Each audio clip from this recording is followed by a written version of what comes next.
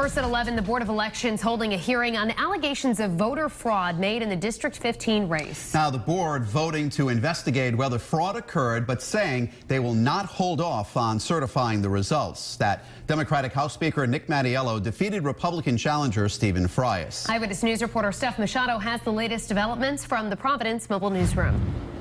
Both sides are declaring some form of victory tonight because the Board of Elections said they will investigate Steven Frias' complaint against Speaker Mattiello, but they won't delay certifying that Mattiello won the race after they do a recount next week.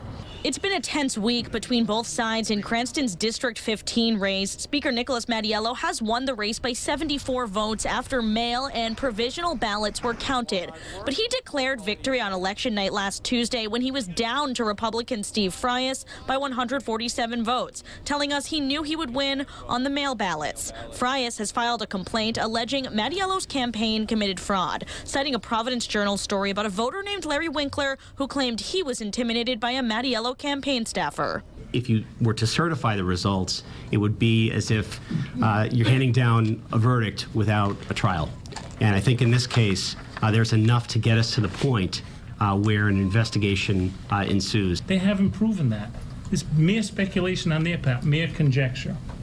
The votes have been tabulated, and the plurality of the voters in Cranston must be respected. After arguments by both sides Wednesday night, the Board of Elections said they will investigate Winkler's mail ballot, but declined Frias' request to delay certification of the election results because one voided vote would not change the winner. I hope that the investigation will demonstrate that there was some criminal conduct here, some mail ballot fraud, and that it wasn't just Mr. Winkler. The Mattiello camp denies any allegations of fraud. Also, state police tell me they have not received any complaints in this case. Now, the Board of Elections also decided tonight to do a recount in this race and 5 other races across the state, including one in Central Falls, where the winner won by just 1 vote.